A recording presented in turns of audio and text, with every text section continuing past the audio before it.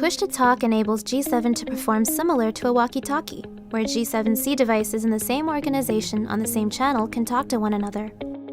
When sending a push-to-talk message, press and hold your red latch. When G7 finishes beeping, continue to hold and begin talking. When you're finished your message, release the latch.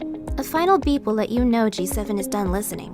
When you're receiving a push-to-talk message, G7 will play 2 short beeps. Listen to the user's message. G7 screen will show which channel the message is coming from. G7 will play 1 short beep when the message is over.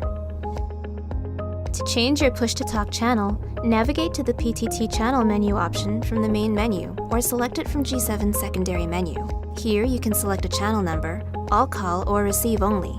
To choose a specific channel number, first select Enter Channel Number. Enter the first digit of your channel and select OK. Then enter the second digit and select OK. Select OK again to confirm your change.